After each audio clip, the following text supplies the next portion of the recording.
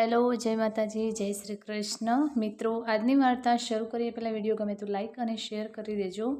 Channel ઉપર જો તમે નવા હોય તો ચેનલને સબસ્ક્રાઈબ કરી દેજો. તો ચલો શરૂ કરીએ આજની વાર્તા. વિદેશી જમાઈ, વિદેશીની અર્થહીન ઈચ્છા. તે ચિંતાનો વિષય છે, પણ એવું નથી કે શાંતિ સુમનના મામા સાથે મળીને મારા પર બોમ્બ મારો કરવા લાગે. મારી નજર કુમાર પર ટકેલી છે. જો તમે અટકી જાઓ તો ઠીક છે. સારું, મારું એક અલગ સ્વપ્ન હતું. કદાચ તે પૂર્ણ થવાનું નથી. સુમનના મામા ગઈકાલે સાંજે પુણેથી આવ્યા હતા. તે અવારનવાર ધંધા માટે મુંબઈ આવે છે. પોતાનું કામકાજ પતાવીને તે ચોક્કસ ઘરે પહોંચે છે. આજકાલ તેને એક જ ચિંતા છે. શાંતિ સુમન 26 વટાવી ગઈ છે. ક્યાં સુધી તેને ઘરમાં બેસાડી રાખશો? સુમનના કાકાએ ચા પૂરી કરી અને કામ શરૂ કર્યું. એ જ જૂની મેલોડી. સુમન ઘરે બેઠી નથી. તે ઓલ ઇન્ડિયા રેડિયો મામાજીમાં કામ કરે છે. હું પણ મજાકમાં સુમનના મામાને મામાજી કહીને સંબોધતો. ભાભી, તમે બુદ્ધિશાળી છો. જલ્દી છોકરી 25-26 વર્ષની વય વટાવે છે. તરુણાવસ્થામાં ઘટાડો થવા લાગે છે. તેનામાં ઇન્ફિરિયોરિટી કોમ્પ્લેક્સ ઊભું થવા લાગે છે. મારા મતે કાકા, મારી એકમાત્ર દીકરીને આમ ચાલવા દેવાની મૂર્ખામી હું નહીં કરું. મેં ગંભીર સ્વરમાં કહ્યું. તમે જાતે જ જોઈ શકો છો કે અમે હાથ જોડીને બેઠા નથી. ભાભી, મહેરબાની કરીને તમારા ધોરણો થોડા ઓછા કરો. તમને સુમન માટે એક છોકરો જોઈએ છે જે શારીરિક સ્તરે ફિલ્મી હીરો હોય, માનસિક સ્તરે એક મહાન વિદ્વાન હોય અને નાણાકીય સ્તરે ટાટાબાટા હોય. ભૂલી જાઓ, તમને એવો છોકરો નહીં મળે. તમે કોઈને ઝાડા કહીને, કોઈને ગરીબ પરિવારમાંથી બોલાવીને, કોઈને મંદબુદ્ધિ કહીને નકારી કાઢો છો. છેવટે તમારે શું જોઈએ છે? કાકા ઉત્સાહિત થઈ ગયા. મારે શું જોઈએ છે? મારા વિખરાયેલા સપનાઓને ભેગી કરીને હું એક ક્ષણ માટે મૌન રહ્યો અને કંઈક કહેવા જ હતો ત્યારે કાકાએ તેમનું અસ્ખલિત ભાષણ શરૂ કર્યું. મેં તને 3-4 સંબંધો વિશે કહ્યું હતું. તને એક પણ ગમતો નથી. હું કંઈ પણ સમજવા માટે સક્ષમ નથી. હવે તમે છોકરાઓને રિજેક્ટ કરો છો. પછીથી છોકરાઓ સુમનને રિજેક્ટ કરવા લાગશે. પછી જુઓ, તમને આજની બેદરકારી બદલ પસ્તાવો થશે. ભાઈ, તને શું જોઈએ છે? શાંતિ પહેલીવાર સ્ટેજ પર આવી. મેં શાંતિ તરફ પ્રશ્નાર્થ નજરે જોયું અને કટાક્ષભર્યા સ્વરે કહ્યું, મને કહે, અમારા મનમાં શું છે તે મને ખબર નથી, તો પડોશીને કેવી રીતે ખબર પડશે? શાંતિ હસી પડી. મારા કટાક્ષની તેના પર કોઈ અસર ન થઈ. તેણીએ તટસ્થ સ્વરમાં કહ્યું, ભાઈ, તે વિદેશી વસ્તુઓ માટે પાગલ છે. તમે ઘરની વસ્તુઓ જોઈ રહ્યા છો. TV, VCR, 2-in-1, camera, press, બધું જ વિદેશી છે. નવું ભારતીય ફ્રિજ ખરીદવાને બદલે તેણે રવિવારે અખબારમાં પ્રસિદ્ધ થયેલી જાહેરાત દ્વારા એક વિદેશીના ઘરેથી જૂનો વિદેશી ફ્રિજ ખરીદ્યો હતો. ભાઈ, વાત હતી સુમનના લગ્નની. આટલો બધો ઘરનો સામાન ક્યાંથી આવ્યો? કાકાએ મૂંઝવણમાં પૂછ્યું. ભાઈ, સામાન્ય ભારતીયોની જેમ તેઓને પણ વિદેશી વસ્તુઓની તૃષ્ણા હોય છે. તેમનો ક્રેઝ માત્ર ઘરની વસ્તુઓ પૂરતો મર્યાદિત નથી. તેઓ વિદેશી જમાઈના સપના જોતા રહે છે. શાંતિએ મારા હૃદયમાં ચોરને નિઃશસ્ત્ર કર્યો. આ મહત્વાકાંક્ષાને નકારવાની મને કોઈ જરૂર જણાતી નથી. મેં શાંતિના સાક્ષાત્કારને વિશ્વાસપૂર્વક સમર્થન આપ્યું અને કહ્યું, આ સ્વપ્નમાં શું ખોટું છે? આજે બીજા દરેક મિત્ર કે સંબંધીની દીકરી લંડન, કેનેડા, અમેરિકા કે ઓસ્ટ્રેલિયામાં છે. તમે જેને જોશો તે તેની પુત્રી અને જમાઈને મળવા વિદેશ જઈ રહ્યા છે અને વિદેશી માલસામાનના શિપલોડ ભારતમાં લાવી રહ્યો છે. મેં ગંભીરતાથી કહ્યું. ક્યારેક પરદેશમાં કામ કરતા છોકરાઓ વિશે મોટી છેતરપિંડી થાય છે. વહુ કાકાએ ચિંતિત સ્વરમાં કહ્યું. મામાજી દૂધ ફૂંકીને બળી ગયેલી છાશ પીવે છે એ કહેવતમાં હું માનતો નથી. ભારતમાં ગંદકી, અપ્રામાણિકતા, ભ્રષ્ટાચાર અને આતંકવાદ સિવાય બીજું શું છે? જો તમે વિદેશમાં કામ કરો છો તો તમે દર મહિને 50-60 હજાર રૂપિયા કમાઈ શકો છો. જીવનની તમામ ભૌતિક સુખ સુવિધાઓ ત્યાં ઉપલબ્ધ છે. ભારત એક વિશાળ પિગસ્ટી બની ગયું છે. મારી આ અતિશયોક્તિભરી પ્રતિક્રિયા સાંભળીને કાકાએ હાથ નીચે મૂક્યા. એક નિસાસો નાખતા તેણે કહ્યું, ઠીક છે, લગ્ન ત્યાં ગોઠવાયા છે. કાકાની આંગળી છત તરફ હતી. હું હસ્યો. મેં પણ મારું વલણ બદલ્યું અને હળવા સ્વરમાં કહ્યું, મામાજી, હું તો મજાક કરતો હતો. સાચું કહું તો મેં આ દિવાળી સુધીમાં સુમનને બહાર કાઢવાનું નિશ્ચિતપણે નક્કી કર્યું છે. આટલા જમાઈઓ ક્યારે આયાત કરો છો? કાકાએ કટાક્ષ કરતા પૂછ્યું. ઇમ્પોર્ટેડ નથી, તે દેશી છે. ઓફિસમાં મારી નીચે કામ કરે છે. તે ખૂબ જ સ્માર્ટ અને બુદ્ધિશાળી છે. એવું લાગે છે કે તે સારા પરિવારનો છે.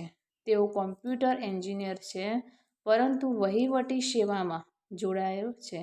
તે કહેતા રહે છે કે હું આ સેવામાંથી રાજીનામું આપીશ અને અમેરિકા જઈશ. મેં ખુલાસો કર્યો. શાંતિ અને કાકાની આંખો ચમકી. દરવાજો ખટખટાવતો મારો સમાધિ તૂટી ગયો. હું ઘરે નહીં, ઓફિસ રૂમમાં એકલો બેઠો હતો. દરવાજો ખુલ્યો. સુખદ આશ્ચર્ય. હું મારી કલ્પનામાં ખોવાયેલો વ્યક્તિ અંદર પ્રવેશી રહ્યો હતો. મેં ઉત્સાહ અને આનંદ સાથે કહ્યું, આવો કુમાર, તમે ઘણા વૃદ્ધ છો. હમણાં જ હું તમારા વિશે વિચારતો હતો અને તમે આવી ગયા. કુમાર હસ્યો. ખુરશી પર બેસીને તેણે કહ્યું, આદેશ આપો સાહેબ. તમે કેવી રીતે યાદ કરતા હતા?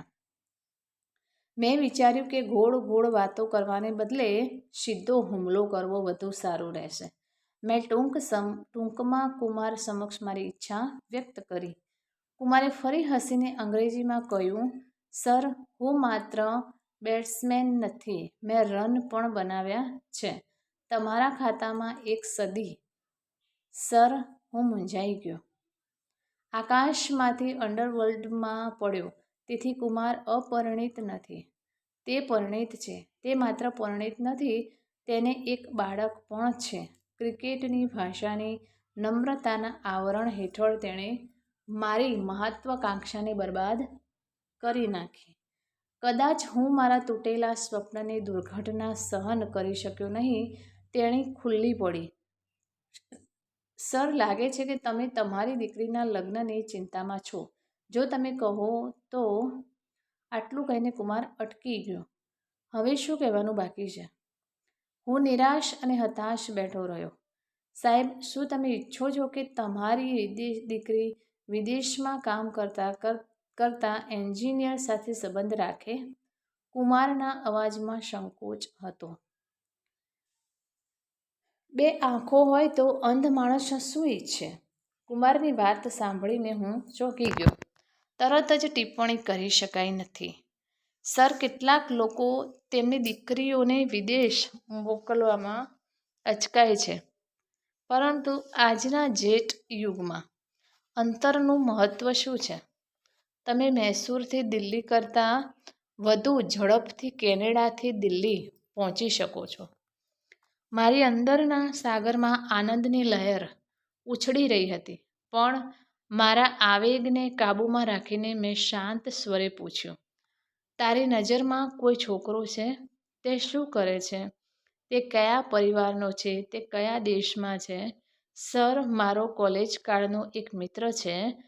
અમે મૈસૂરમાં સાથે ભણતા. તે લગભગ 5 વર્ષ પહેલાં કેનેડા ગયો હતો. ત્યાં અભ્યાસ કર્યો અને આજે સ્પેસ એન્જિનિયર છે. 70,000 રૂપિયા માસિક પગાર મળે છે. તે ગઈકાલે ભારત આવ્યો હતો. 3 અઠવાડિયા સુધી ચાલશે. આ વખતે તે લગ્ન કરીને જ પરત ફરવા માંગે છે. મારું હૃદય ફૂલી ગયું. મને લાગ્યું કે કુમારે ખુલ્લે આમ સીમ કર્યું છે. તિજોરીનો દરવાજો ખોલ્યો અને હું અંદર પ્રવેશ્યો. સર, તમે તેના પરિવાર વિશે સાંભળીને ચોક્કસ નિરાશ થઈ જશો. નાનપણમાં જ તેના માતા પિતા ગુજરી ગયા હતા. કાકાએ મને લાવીને મોટો કર્યો. તે ભારે દુઃખ, વંચિતતા અને પ્રેમહીનતાના વાતાવરણમાં ઉછર્યો છે. આ રીતે બાળકો પ્રગતિ કરે છે. વિશેષાધિકૃતો ખાલી બગડે છે. બાળક દુઃખની આગમાં તપસ્યા કરીને જ આગળ વધે છે. 70,000 અરે, પરિવારને ગોળી મારી દો. આટલા પગારમાં પરિવારનું શું મહત્વ છે? અહીં કુમારની વાતચીત ચાલી રહી હતી. બીજી બાજુ વિચારો પહાડી ધોધની જેમ મારી અંદર વહી રહ્યા હતા. સર, લાગે છે તમે વિચારોમાં ખોવાયેલા છો. ઘરમાં તમારી પત્નીની સલાહ લો. જો તારે નરેશને જોવો હોય તો હું કહીશ. મેં વીજળીની જેમ ઝડપથી નિર્ણય લઈ લીધો. કહ્યું, કુમાર, તું આજે સાંજે નરેશ સાથે ચા પીવા ઘરે કેમ નથી આવતો? ઠીક છે સર, કુમાર સંમત થયા. શું તે ફક્ત તમારી સાથે જ રહે છે? ઓહ ના સાહેબ, મારા ઘરને ઢોલી કહેવાય છે. જો તે મુંબઈમાં હોય તો તાજમાં રહે છે. હું ઇન્ફિરિયોરિટી કોમ્પ્લેક્સથી પીડિત હતો. મારા ઘરને ચાલ કે ઝૂંપડપટ્ટી કહેવાશે. ઠીક છે કુમાર, અમે 6 વાગે તમારી રાહ જોઈશું, મેં કહ્યું. કુમાર મને શુભેચ્છા પાઠવીને ચાલ્યા ગયા. ત્યારબાદ મેં તરત જ શાંતિને ફોન પર સંપર્ક કર્યો. તેને આ સારા સમાચાર સાંભળ્યા. સાંજે ભવ્ય પાર્ટીના આયોજન અંગેના આદેશો આપ્યા હતા. હોંગકોંગથી મંગાવેલા ચાના સેટને દૂર કરવાની સલાહ આપી. બંને સાંજે સમયસર ઘરે પહોંચી ગયા. અમે ત્રણેય, એટલે કે હું, શાંતિ અને સુમન, નરેશને જોઈને મંત્રમુગ્ધ થઈ ગયા. અદ્ભુત કોરલ રંગનો સફારી સૂટ પહેરીને તે કેટલો સુંદર દેખાઈ રહ્યો હતો. ઊંચી ઊંચાઈ, પાતળું શરીર, શુષ્ક પણ કલાત્મક રીતે સેટ કરેલા વાળ, તીક્ષ્ણ લક્ષણો સાથે નારિયેળ આકારનો ચહેરો. તેણીની લાંબી સુતરાઉ નાક હતી અને તેની આંખો કોવલમ બીચના આછા વાદળી સમુદ્રના પાણી જેવી સૌથી આકર્ષક હતી. વાતોનું પૂર આવ્યું. ચા નાસ્તો ચાલતો હતો. નરેશ બહુ વાચાળ હતો. તે કેનેડાની વાર્તાઓ કહેતો હતો. સાથે સાથે તે સુમનને ઘણા અંતરંગ પ્રશ્નો પણ પૂછતો હતો. મને લાગ્યું કે નરેશ સુમનને પસંદ કરે છે. ગમા અણગમાનો કોઈ આધાર નથી. સુમન સુંદર છે, કોન્વેન્ટમાં અભ્યાસ કર્યો, તે આજના શિષ્ટાચારને જાણે છે, કાર્યાત્મક છે.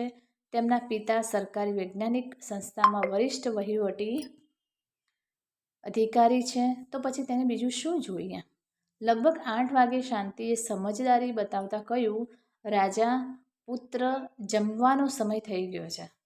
જો તમે રાત્રિ ભોજન માટે રોકાઈ શકો તો અમને આનંદ થશે. ના આંટી, આજે નહીં, બીજી વાર. આજે લગભગ 9 વાગે અન્ય એક સજ્જન મને મળવા હોટેલમાં આવી રહ્યા છે. નરેશે શાંત સ્વરે કહ્યું. શું આ સંબંધમાં છે? શાંતિએ ગભરાઈને પૂછ્યું. હા આંટી, મને સમજાતું નથી કે આ દેશમાં વિદેશમાં રહેતા છોકરાઓની આટલી ઈચ્છા કેમ છે. તમે જેને જુઓ છો તે તમારી પાછળ દોડે છે. લોકો તેને જડોની જેમ વળગી રહે છે. અમારા ચહેરા પડી ગયા. રાજાને તરત જ હોશ આવી ગયો. માફી માંગીને તેણે કહ્યું, મને માફ કરજો. તમારા લોકોનું અપમાન કરવાનો મારો કોઈ ઈરાદો ન હતો. છેવટે તમે લોકો પણ તેમની વચ્ચે નથી. કુમારે તમને દબાણ કર્યું, નહીંતર તમે ક્યારેય સુમનજીને 7 સમંદર પાર કરવા દીધા હોત. મોકલવા માટે અમે આરામદાયક બન્યા. પરંતુ શાંતિની આંતરિક શાંતિમાં કોઈ ચોર લાગણી માથું ઊંચું કરી રહી હતી. કદાચ તે નરેશને મુંબઈની મોટાભાગની ફિલ્મોમાં તે કિંમતી હીરા તરીકે વિચારતી હતી, જેને દરેક દાણચોર ચોરીને ભાગી જવા માગતો હતો. વ્યવહારિકતાની વાત હતી એટલે નરેશ જવા માટે ઊભો થયો કે તરત જ શાંતિએ સીધો સવાલ કર્યો, દીકરા, તને સુમન ગમી? ફક્ત મૂર્ખ જ તેને નાપસંદ કરશે. રાજાએ તરત જ જવાબ આપ્યો. સુમન શરમથી લાલ થઈ ગઈ. તે સીધો તેના રૂમમાં ગઈ અને સૂઈ ગઈ. તો પછી દીકરા, તારું મોઢું મીઠું કર. આમ કહીને શાંતિએ ડાઇનિંગ ટેબલ પરથી રસગુલ્લા ઉપાડીને નરેશના મોંમાં ભરી દીધા. ઘરમાં બસંતી ઉત્સવનો માહોલ હતો. કુમારના ચહેરા પર ચમક હતી, નરેશના ચહેરા પર સંતોષ હતો અને અમારા બંનેના ચહેરા પર બપોરના તેજસ્વી સૂર્યથી ચમકી રહ્યા હતા. હવે આગળ કેવી રીતે આગળ વધવું? તમે કદાચ માત્ર 3 અઠવાડિયા માટે આવ્યા છો, મેં પૂછ્યું. હવે મને છોકરી મળી ગઈ છે. હું મારી રજા 2-3 અઠવાડિયા માટે લંબાવીશ. હું મારું હનીમૂન કેનેડાને બદલે કાશ્મીરમાં વિતાવવાનું પસંદ કરીશ. બીજી એક વાત, પપ્પા, લગ્ન બહુ સાદા છે. એક પણ પૈસો બિનજરૂરી રીતે ખર્ચવામાં આવશે નહીં કે તમે કોઈ દહેજ ખરીદશો નહીં. કેનેડામાં તમારું પોતાનું ફર્નિશ્ડ ઘર છે. ઘરેલું ઉપકરણો ખરીદવું નકામું છે. એક નાની પાર્ટી ફેંકો, બસ. શું આપણે પંડિતજી પાસેથી શુભ સમય મેળવવો જોઈએ? હજી નથી, કાકી. અમે બંને અભિભૂત થઈ ગયા. નરેશ અમને મમ્મી પપ્પા કહેવા લાગ્યો, પરંતુ તેમના છેલ્લા નિવેદનથી અમને આશ્ચર્ય થયું. કેમ દીકરા? હું કાલે બેંગ્લોર જઈ રહ્યો છું. મને મારા કાકા અને કાકીએ પણ પૂછવા દો. તે માત્ર એક ઔપચારિકતા છે. તે વૃદ્ધ છે, તેણે તેને ઉછેર્યો છે. આ બધું જાણીને તેઓ ખુશ થશે, ઓકે? અમે બંને ચાલ્યા ગયા. મહાન સિદ્ધિની ધૂંધળી સુવાસ પાછળ છોડી. સુમન તેના રૂમમાંથી બહાર આવી. પ્રથમ વખત તેમના મુખમાંથી સાક્ષાત્કાર થયો. જ્યારે શાંતિએ નરેશ વિશે સુમનનો અભિપ્રાય જાણવા માંગ્યો, ત્યારે તેણે પોતાનું મન ખોલ્યું. સુમન અને એક યુવક કુસુમાકર પ્રેમમાં હતા. કુસુમાકર લેખક હતા. તેઓ રેડિયો માટે નાટકો અને ગીતો લખતા હતા. આ બાબતે તે સુમનની નજીક આવ્યો. સુમનને તેની સાથે લગ્ન કરવાનું નક્કી કરી લીધું હતું. પણ હવે નરેશને જોઈને તેણે પોતાનો વિચાર બદલી નાખ્યો. તેણે શાંતિ સામે સ્પષ્ટ કબૂલાત કરી. સાગર જેવા રાજાની સામે કુસુમાકર ગામમાં ગંદા પાણીના તળાવ જેવો છે. રાજા મૈસૂરથી પાછો ફર્યો. તેણે ઘરે આવીને ખુશખબર સાંભળી કે તેના કાકા કાકી આ સંબંધ માટે સંમત છે. શાંતિએ અદ્ભુત ભોજન બનાવ્યું. નરેશે હિંમતભેર ખાધું. લગ્નની તારીખ વિશે ચર્ચા શરૂ થઈ ત્યારે નરેશે કહ્યું. કુમાર સાથે સલાહ લીધા પછી શાંતિએ તેને અટકાવ્યો અને કહ્યું, તેને છોડી દો. જ્યાં સુધી છોકરો છોકરીને પસંદ ન કરે ત્યાં સુધી વચેટિયાની ભૂમિકા હોય છે. તે પછી બંને પક્ષોએ સીધી વાત કરવી જોઈએ. મધ્યસ્થી કરવાની કોઈ જરૂર નથી. રાજા હસી પડ્યો. મેં શાંતિના અંતરાત્માનું લોહ સ્વીકાર્યું. થોડી ચર્ચા બાદ 20 ઓક્ટોબરની તારીખ નક્કી કરવામાં આવી હતી. સવારે કોર્ટમાં લગ્ન, બપોરે એક હોટેલમાં બંને પક્ષના સિલેક્ટેડ લોકો માટે લંચ. બસ, આપણને શું વાંધો હોઈ શકે? ત્રીજા દિવસે નરેશે ફોન કર્યો. તેણે પોતાનું હનીમૂન મનાવીને કેનેડા પાછા જવાનું નક્કી કર્યું હતું. તેણે એકદમ શાંત સ્વરમાં 50,000 રૂપિયાની માંગણી કરી. કાશ્મીરનો ખર્ચ, કેનેડાની 2 ટિકિટ અને તેના કાકા અને કાકી અને તેમના બાળકો માટે કપડાં અને ભેટ, આ 3 વસ્તુઓ પાછળ આટલા પૈસા ખર્ચવા પડ્યા. જ્યારે હું થોડો અચકાયો ત્યારે તેણે તરત જ મારી શંકા દૂર કરી અને કહ્યું, પિતાજી, મને ખાતરી નહોતી કે આ ટ્રીપમાં મામલો ઉકેલાઈ જશે. તેથી જ મેં મારી સાથે વધારે પૈસા લીધા નથી. હું કેનેડા પહોંચતા જ તમને 50,000 રૂપિયાનું વિદેશી ચલણ મોકલીશ. તમે તેની સાથે કાર, સ્કૂટર અથવા ઘર કંઈ પણ બુક કરી શકો છો. ઠીક છે પુત્ર, મેં કહ્યું. ફોન સ્વિચ ઓફ કર્યા પછી મેં શાંતિ સમક્ષ આ સમસ્યા મૂકી અને તેણીએ તરત જ કહ્યું, તત્કાલ તેને 50,000 રૂપિયા આપો. જો તે વિદેશી ચલણ ન મોકલે તો શું? જો તમે ભારતીય છોકરા સાથે લગ્ન કર્યા હોત તો તમારે આટલી રકમ રોકડ દહેજમાં ચૂકવવી પડી હોત. મિજબાની, કપડાં, જવેરાત અને અન્ય ભેટો પર અલગ ખર્ચ થશે. આનાથી સસ્તો સોદો બીજે ક્યાં મળશે?